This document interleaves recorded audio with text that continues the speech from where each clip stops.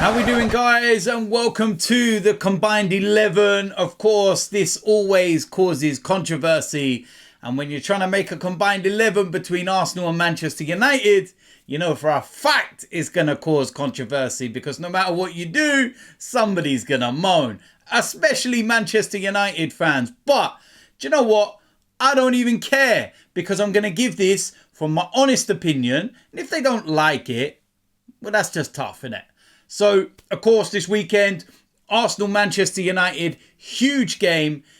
It's like the social media derby. This is probably the biggest match where social media is concerned, because if you lose, you just want to log out for a few days, because it is relentless. But it's what happens on the pitch that I care about, and that's all I care about. Get the 3 points, get the win, and then you can worry about bantering everyone a little bit later.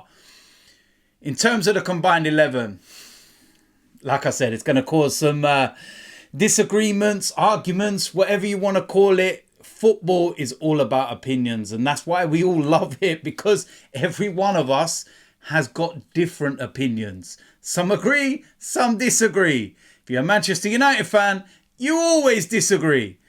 So let's go and get into that 11. Starting off with the goalkeepers. Of course, Manchester United, they do not have David De Gea anymore. It is, of course, Andre Onana. And it will be against Aaron Ramsdale. There is only one winner for this, and it is Aaron Ramsdale. Onana has just came into the Premier League. Hasn't looked the greatest in the opening games. You think of that very first game, should have gave away a penalty. He's been conceding those goals. And then Aaron Ramsdale getting pushed all the way now by David Raya. And on that, I would actually have Aaron Ramsdale or David Raya ahead of Onana. So it's as simple as that. In goal, Aaron Ramsdale. Now we're going to go with the back four. And one thing that I'm going to make very, very clear from the outset. The players that we're picking are players that are fit for the game. Not injured players, okay? Anybody that's injured will not be selected. So players like Jurriën Timber, for example, will not be selected. Players like Luke Shaw will not be selected. It's players that are fit and available. Get that into your heads, Manchester United fans. Fit and available. Okay. Right back. There's nobody from Manchester United that gets in the right back position. Okay, if you're looking at Arsenal, you would go with Ben White. I know we've been playing Thomas Partey as this inverted role and everything. But in terms of, consistency over the last year or so, right back, Ben White. Fits the system the way that we were playing. And if you compare him to anybody that can play in that position with Manchester United, most notably Wan-Bissaka, Ben White is better. It's as simple as that. Now, the centre-backs. First of all, on the right centre-back role, William Saliba. It doesn't even get debated. William Saliba, of course, was in the PFA Team of the Season from last year. That is an award that's voted for by the players. Very key that, for the players. Not the little virgins that sat on Twitter and just tapping away and going, oh, it's the greatest in the world. Look at my compilation on YouTube. Nah. Voted for by the players, okay, as being the best. And they voted for William Saliba being one of the best. He goes in all day. It's as simple as that. Rafael Varane, he is injured, so he doesn't even get a look in. And even if he wasn't injured, he doesn't get a look in ahead of Saliba. Kind of heir to the throne in many respects. Varane, been there, seen it, done it, international level for France. And William Saliba is the one that's going to come in and take over. And it's as simple as that. So he goes there. On the left centre-back role, of course, you're going to have some debates here.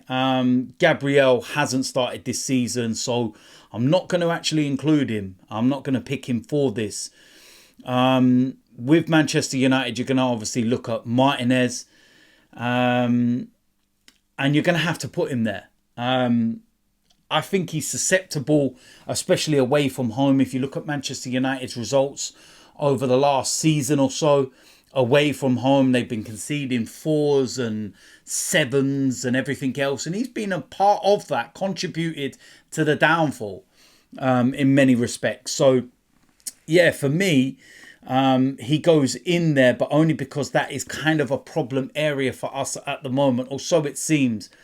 I think if Gabriel would have started the first 3 games and, been consistent, then he'd have probably got in there. But yeah, I'm going to go with Martinez for that. So left-hand side, of course, no Luke Shaw. So it makes this decision very, very easy. And I'm going to go with Zinchenko. It would only be between those two anyway. And it's down to personal preference. But like I've said, Luke Shaw, he's injured. So it's very simple. Zinchenko. Moving into the midfield area, this is where we're going to have some debates. Is it Partey? Is it Rice? Is it Casemiro? One thing I will say with Casemiro is that he's been the most dribbled past player in that midfield area this season. He has not looked good for Manchester United this season. Is it the formation, the shape, the way that they're doing things that are leaving him more susceptible to the attacks? Is he... Yeah, it's one of them that questions are going to be answered, and at the end of the day, listen, Casemiro, what he did at Real Madrid and everything else doesn't even go without question. And yeah, listen, Thomas Partey's been playing on that right-hand side. If he comes into that defensive midfield role, I think he's a different animal. And I would have to say Thomas Partey, based on what he can do and what he's capable of doing in that role. I think Declan Rice has only just came into Arsenal. So I think that that's still a little bit too early, but he will obviously get there. And his performances of late have been brilliant. And I know Thomas Partey's been playing on that right, but he is predominantly that defensive midfielder. And for me, he goes in there ahead of Casemiro all day long. Next to him, and the way I'm going to play this formation is very similar to what Arsenal were doing last season, where we had Partey and Xhaka, but Xhaka plays more further forward and leaves Partey. And that's one of the reasons why I'll play Partey there, so that, we can do things a little bit further forward. Of course, we don't have Granit Xhaka. We do have Declan Rice. There'll be talks of Kai Havertz and everything else. But I feel that with Manchester United, the one that you're going to have to look at is Bruno Fernandes. As a person, I don't like him. I don't like the way he is on the pitch and everything. He's just a little rat. But in terms of what he can produce, he's a quality player. When he turns it on, that is. And he's Manchester United captain now. Of course, taken over from Harry Maguire. So, yeah, he, will play next to Partey. And in terms of the way that system works and being more advanced and acting as a second number 10, that's why I can put him there, because he will act as the number 10. Because if you're putting him up against Martin Odegaard, for example, as an out-and-out 10, then he doesn't get ahead of Martin Odegaard. It's as simple as that. So I've accommodated this to fit him in the system, and I feel that that would work. Of course, Mason Mount, he's injured, but even if he wasn't, he wouldn't get nowhere near it. And then the rest of Manchester United's midfield doesn't even bear talking about. So it's as simple as that. On the right-hand side, there's only going to be one winner for this. It's not going to be spinning top. It's certainly not going to be Jadon Sancho. It's going to be Bukayo Saka. Again, another player. Team of the season, voted for by the players. Also, the PFA Young Player of the Year, fully deserved. It's as simple as that. This is not even debatable. He goes there on that right-hand side. In the middle of those, Martin Odegaard, I've already briefly explained when I was mentioning about Bruno Fernandes. And listen, we don't need to debate it. We really don't need to debate it. He goes there all day long. On the left-hand side, again, this is where you will have some debates. Do you play Rashford? Is he a striker? Predominantly he's playing on that left-hand side. I don't think Martinelli started the season that great. I think statistically in the Premier League, Martinelli was superb, as was Rashford. But Martinelli, I believe, was just better over the Premier League, not all competition. But I would have to go with Marcus Rashford on the left-hand side. That's what I would go with. And I think he just pips Martinelli in that role. There wouldn't be anybody else up for contention. I know Sancho can play out on that side and whatnot, but no, doesn't even get close. Probably doesn't even make the substitutes bench, to be quite honest with you. So that's what I would go with, Marcus Rashford. And up front, as the striker, again, I don't think this is too much of a debate, to be quite honest with you. We've got Manchester United that have nobody. I know they've signed a new lad, but he hasn't played at all and he doesn't even get a look in. You got the likes of Martial and what? No, it just doesn't. It's as simple as that. It's Gabriel Jesus. In terms of the system, the players, he fits perfectly. It's as simple as that. I'd have Eddie Nketiah ahead of anyone of Manchester United. I'd have Trossard ahead of anyone from Manchester United. It's as simple as that. So that's the 11. Ramsdale, Ben White, Saliba, Martinez, Zinchenko, Partey, Fernandes, Saka, Odegaard, Rashford, and Gabriel Jesus. 3 Manchester United players, 8 Arsenal players, and yeah, I don't see where there would be a debate, to be honest with you.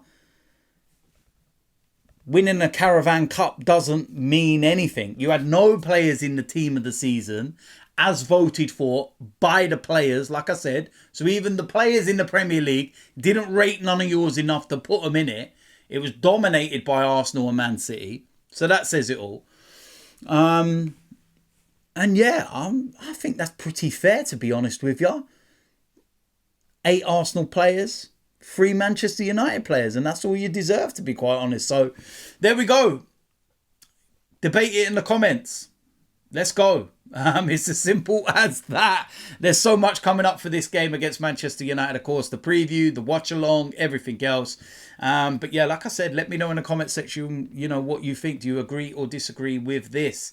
If you disagree, Manchester United fans, as usual, oh, here we go. Oh, DT, you're deluded. Shut up. Let me know. If you're new around here, hit the subscribe button, of course. Press the notification bell. And yeah, I will see you lot very, very soon. I'm out of here.